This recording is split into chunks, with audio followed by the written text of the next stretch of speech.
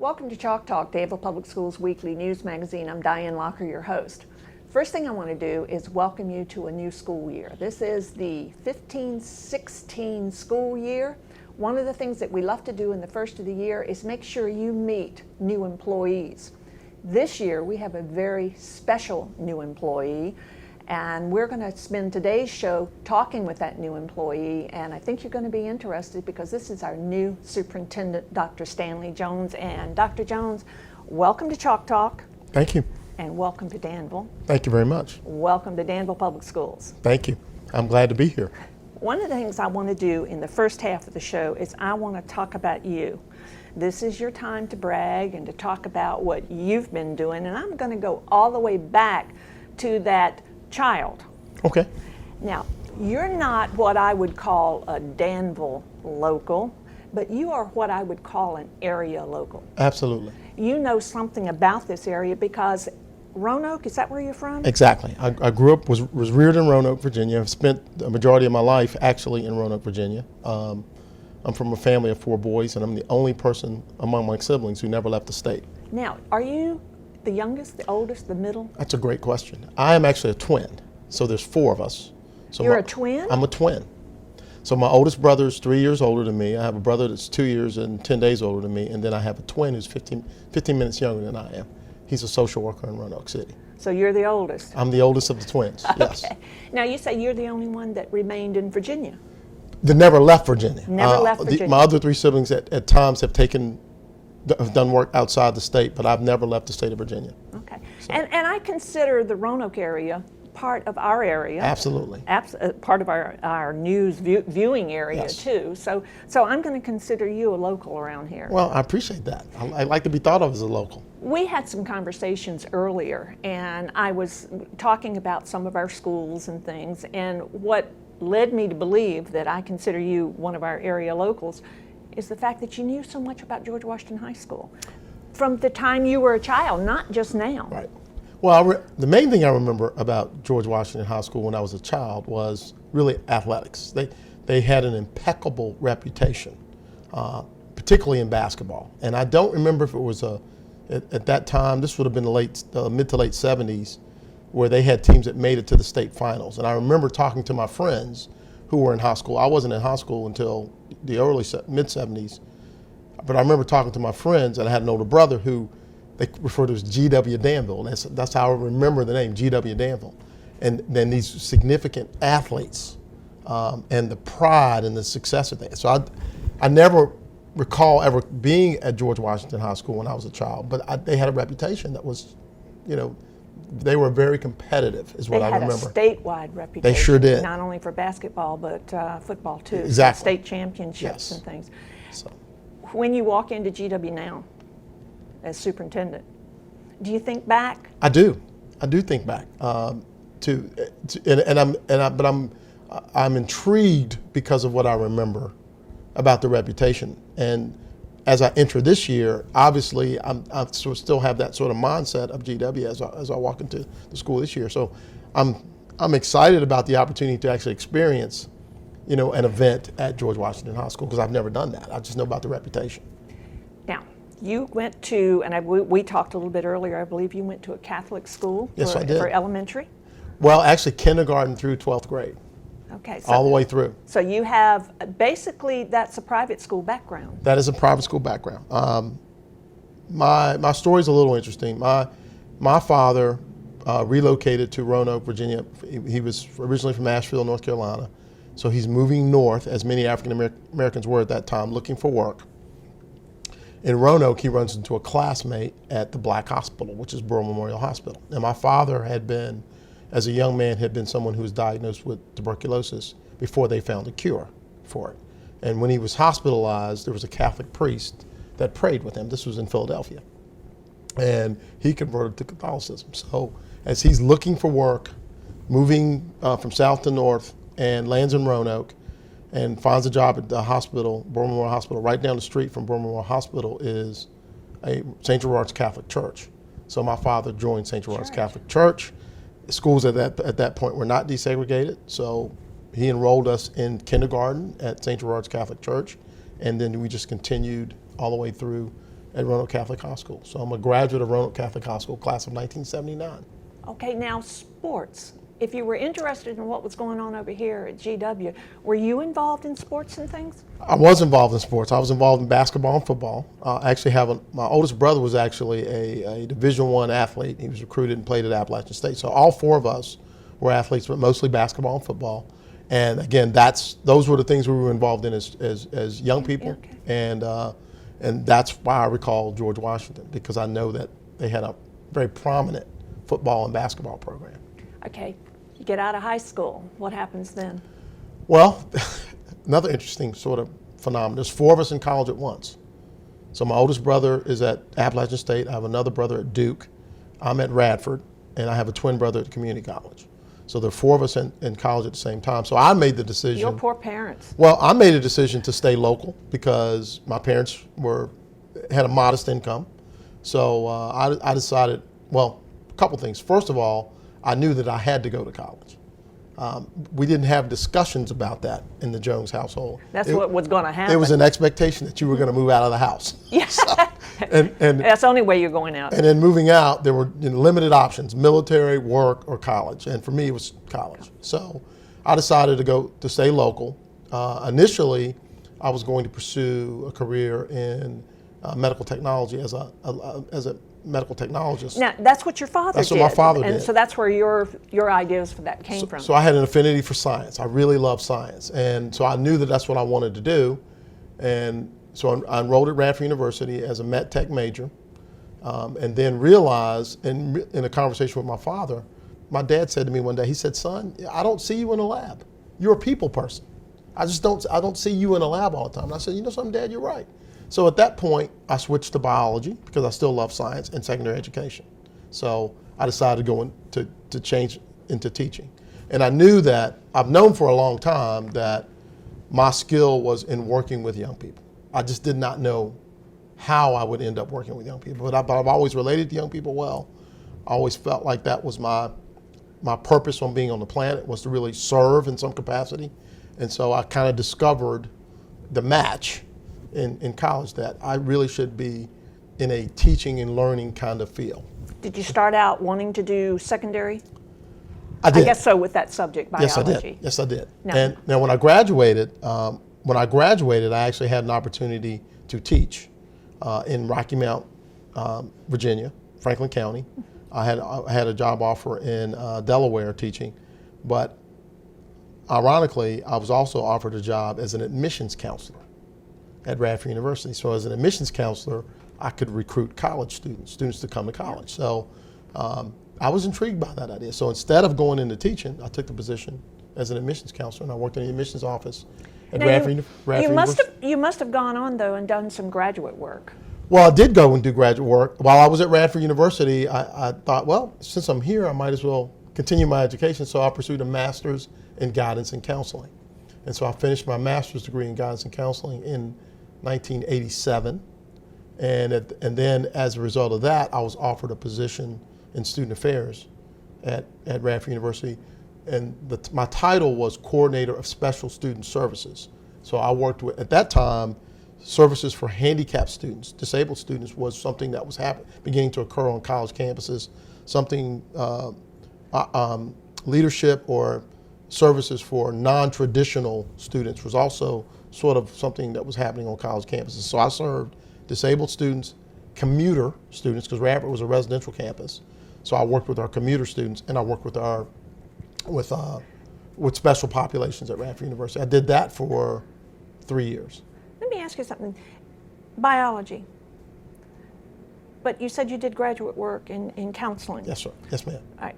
Now, if I'm going to put two things together, guidance and biology, I'm not putting together. What led you from wanting to teach, let's say, biology to going into guidance, which is very different? Was it your work there at Radford? It was my work at Radford, because as an admissions counselor, I was in the student affairs division of the school, and in the student affairs division, you also worked with college students. You counseled some of the organizations, clubs, and organizations there.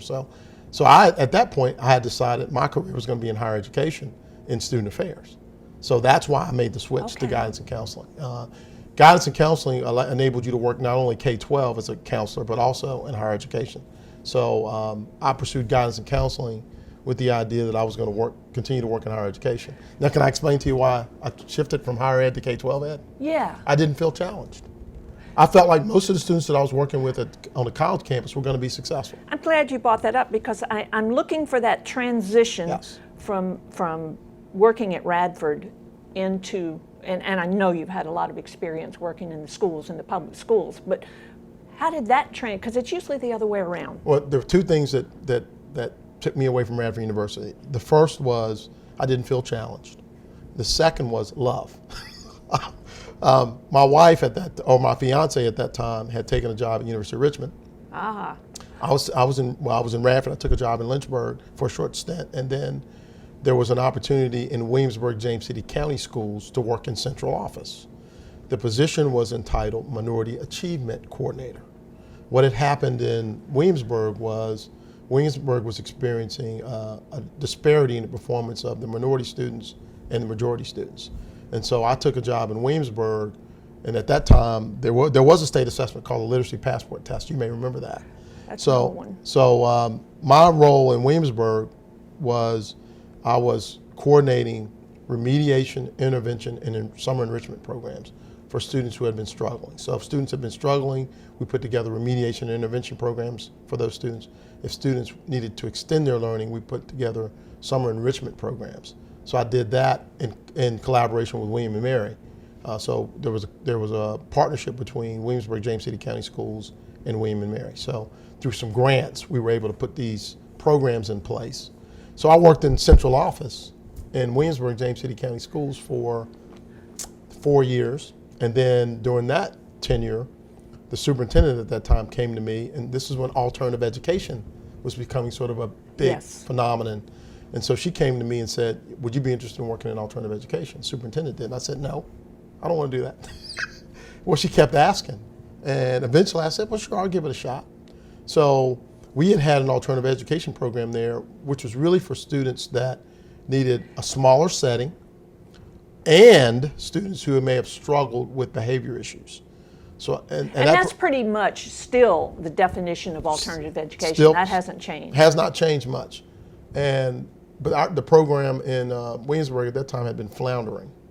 And so apparently the superintendent saw something in me where she thought I could make a difference. And so I took over the alternative ed program in Williamsburg. Now, you took over that not as in a teaching position, but in a administrative position. I was actually an assistant principal in my own building with my own staff, with my own budget. So I functioned as a principal, but I had the title of assistant principal. Okay. I reported to the principal at the local high school, but I had my own budget, my own staff, and in many instances I reported directly to the superintendent. What I want to do right this minute is take a short break. Now, when we come back from the break, I want to pick up right there with that alternative ed program, and then we're going to get into your position here in Danville and what your expectations are. Thank you. Be sure to come back after the break because we're going to learn a little bit more about what Dr. Jones is going to be doing here in Danville Public Schools. Having devices in my classroom helps foster an engaging atmosphere for my students. They're having to get a topic, research the topic, and then create an assignment using that topic. The students are more engaged on the devices because they're having to work in a collaborative group. They're having to research a topic and then create something for that assignment. Danville Public Schools wants our students to be on the cutting edge of technology as we prepare our students for an ever-changing economy. Welcome back. If you're just joining us, we're spending time with our new superintendent, Dr. Stanley Jones. We spent the first half of the show talking with Dr. Jones about how he got basically from Roanoke as a child to here in Danville. And we're going to pick up, Dr. Jones, right where we were talking about you took a position sort of principal of an alternative education program. Yes, ma'am. What happened after that? After that, my wife said those magic words to me, I want to have a child. And at this point, I was working an hour from where we lived. So, and this is Williamsburg. I was living in Richmond, working in Williamsburg. My wife was working in Richmond. We decided we want to start a family. So I had to get off the road. That's what happened. So I took a position with in Hanover County as an assistant principal at a traditional high school, Patrick Henry High School in Ashland, Virginia. And I served in that role. Which covers, when you say a traditional high school, what you're talking about there, this is not alternative ed or anything. No. This is just your straight high school. A lot like GW. I think GW. at that time, I think there were about 1,900 students at Patrick Henry High School. And so I took that position. The other part of that, too, is at that time, if you were an administrator in an alternative ed setting, you didn't want to get typecast, if you know what I mean, into that kind of a role. So I needed to demonstrate that I could be effective in any leadership role, alternative ed or traditional program. So part of it was strategic. So I took a position in Hanover County at Patrick Henry High School, and I served as assistant principal there for 3 years. And then I was offered a principalship at Lee Davis High School on the other side of the county. Patrick Henry and Lee Davis were the two oldest schools in the county. So I took the principalship job at Lee Davis High School in 2001, and I stayed in that role for 7 years. Now, let me just mention this. That was right around the time we started doing SOL testing. So when I took the position at Lee Davis, that would have been the 3rd year of SOL testing. SOL testing started in 1998. So in 2001, we had a 5% pass rate in Algebra 1. So 5% of our children that took the Algebra 1 test passed. By the time I left Lee Davis, it was 95% didn't make it. Right. Right. Okay. By the time I left, it was 92% that were passing Algebra 1. Very good. You flipped that to almost totally. Yes, we did. We did that. I didn't do it. I know. Yes. Now, what happens after this, after being principal at the high school? Well, let me explain something about, so the first year that I was principal at Lee Davis was 9/11. So in September 11th of that first year was when 9/11 occurred. Later in my tenure, we had a flood at Lee Davis High School. We had the sniper attacks. All these things occurred within my first 4 years as a high school principal. So in 2008, the superintendent came to me and said, "We need a director of school safety. Would you be interested?" And I said, "Sure, I'd be interested in that," given what I had managed during my 7 years as a principal. So he saw in me the ability to take sort of a different role with the school division. So at that time, in 2008, I left Lee Davis as principal, which was a tough decision. Because once you work in a school, and you have those kinds of connections, it's hard to leave that. Especially through some of the crisis that you went through with the school. Exactly. But again, I think the superintendent had, at that time, Stuart Robertson, had some confidence in my ability to be able to manage crisis for the division at the division level. But at that time, when you took that position, that was kind of a new position across the country. It was. Mainly larger school districts were taking, because things had started to happen. Exactly. And still happen, and that has become more of a normal position now in school systems. Well, there's two things that are going to threaten the credibility of a school division. First is academics, and secondly, if there's some kind of crisis. How well we manage a crisis. What does the public want to know if there's a crisis? Are my children okay? Safety. Safety. So it is a big deal. So I served in that role as director of school safety and discipline hearing officer. I did both for 4 years. During that time, I went back to school again. That's when I finished my doctorate at Virginia Tech. Then I became concerned again about being typecast strategically. So I took a position. At this stage of the game, you've done so many different things. I've done a number of different things. Yeah. So the question becomes, so what are you going to hone in on in terms of your ultimate skill set? So I took a position in Spotsylvania, with Spotsylvania County Schools as executive director of instruction. So I was over all the secondary schools, middle and high schools, and at that time, Spotsy, I think, had 5 high schools and 7 elementary schools. That's a real change going from, let's say, safety to academics. But I'd already started my career as an instructional leader as a principal. And also with that alternative ed. Exactly. So I knew that at this point I decided I wanted to be a superintendent. And the reason, let me explain it this way, the reason I want to be a superintendent, when you're a classroom teacher, you can have an impact on this many children. When you're a superintendent, you can have an impact on this many. So it's less direct, but I've always wanted to be able to improve learning for children, direct or indirect. So I decided I want to be a superintendent for a couple reasons. One, you can have a tremendous impact on what happens with learning. Two, you can have a much larger impact on what happens with learning. And 3, believe it or not, I saw it as opportunity because it is difficult work and not many people want to do it. It's very difficult. It is very difficult. But I believe that's why God put me on the planet. I truly believe that being superintendent of schools to me is not a job. It's what I'm supposed to be doing. It's calling. It's a calling. It's absolutely what I'm supposed to be doing. And so it's a natural fit for me. And I don't get hung up in the title. I get hung up in the work. Now, King and Queen County, is that it? I love the name of that. Yeah, I left, so I was in Spotsylvania for a year as executive director of instruction, and then there was an opportunity to take a superintendent. Now, I'd been looking for superintendent positions, but there was an opportunity in King and Queen County, which is one of the smallest school districts in the state, 700 students in the entire system. But you know something? When I came to Danville, I came from a huge school district, about 200,000 students, to the Danville school system. I saw in the Danville school system the same types of things I saw in the huge school system I came from in Florida. So you can say you came from a 700 student school system, but I bet that you saw a sampling of everything you would see in a 7,000 Absolutely. or larger school district. So Absolutely. sometimes I think talking about the size of the district is irrelevant. Well, it is. I mean, King and Queen demographically is very similar in terms of the racial makeup and the makeup of students, very similar to Danville. It's just much smaller. The percentages change, but the problems seem to be the same. The opportunities seem to be the same. It's not the size of the district. We're working with students, and the students are the same no matter if they're what size the school is. It's all about serving children. Yes. And the difference in a King and Queen and a Danville is that you're serving a much smaller group of students in a King and Queen. So I'll say it this way.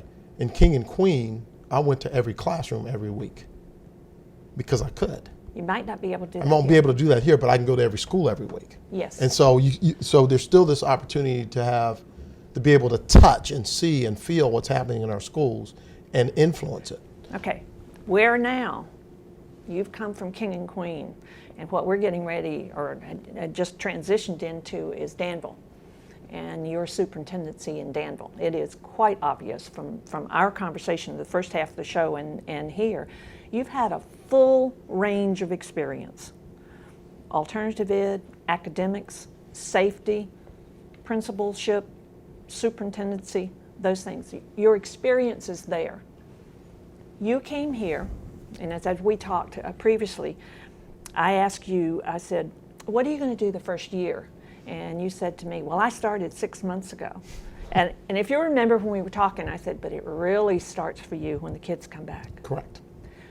You talked about, and I read somewhere about listening. Mm-hmm. You were going to go and listening, and you had 3 things that were paramount in your mind for that listening, and we talked about some of those.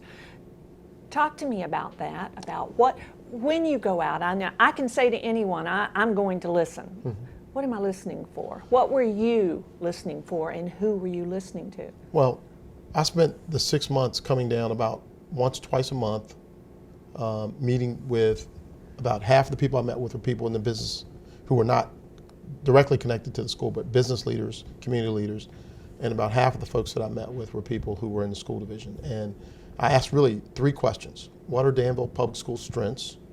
What are our challenges? And what are our opportunities? In other words, what do we need to focus on in the future? And I ask those questions because if there's consensus in everyone I talk to about what our strengths and challenges are, then it would be much easier to build an agenda that everyone can embrace based on some consistency of perception. And I think that that's the case. I think that what I've heard primarily about strengths is that we have staff who are very dedicated and very diligent and very committed to working with children. Our challenges are that we're underperforming as a school division. We're not meeting some of the accountability targets that the state and the federal government has put in place, which is, I will point out, only one measure of success, but a very significant one. We also discussed that. We are judged in school systems by our test scores. Yes. But there's a lot more going on than a test that's given at some certain time of the year. Absolutely. And I think you cover that when you talk about the dedication of staff. I do. And I'm fond of saying it this way. If a young person moves in next door to you, are you going to ask them their SOL score? Or are you more, are you more concerned about their character? And so what public schools have to do is both. We have to prepare students academically for a very different world from the one that I grew up in, but we also have to teach them how to be productive citizens. So both matter. I don't think one measure is more important than the other, but the one that seems to get all the attention is the SOL score. So what we're trying to focus on in terms of instruction is really meeting our children where they are and helping them get where they need to be. And I think that's where we're challenged. I don't know that we've aligned our resources in terms of instruction and our instructional strategies there to the extent that we should. Let me give you an example. Yeah. Literacy. If we focus on literacy, we know literacy is a skill that any productive citizen needs. Now, when you talk about literacy, you're talking about the ability to read, to write, to communicate. It's kind of like a broad thing there. And comprehend, text. And what I suspect is that we are focusing on literacy like we should, but we're using 1,000 different approaches instead of 5 that we can use across all schools. Bring it down to something that we can work with, bring it down to that goal. We've run out of time. Okay. I'm sorry we have, but. I know, this should have been a 2-part show. But the one thing that's so very, very important, I think, for everyone out in the community to know is that you've got the background. You've got the experience, not in just one area of education. And you've worked with the achievers, you've worked with the underachievers, you've worked with what might be a danger to our schools. You've covered it. You've covered the whole thing. And I think you are perfectly suited to be where you are right now in Danville Public Schools. Thank you. And we're looking forward to working with you. Thank you very much. I want to say to everyone out there, let's welcome Dr. Jones. If you have a question, he is always open. He is ready to answer those questions, to make himself available to our community. I want to thank all of you for being with us this week. I want you to come back next week so you can find out what's going on in Danville Public Schools, because we've got an exciting school year that's starting.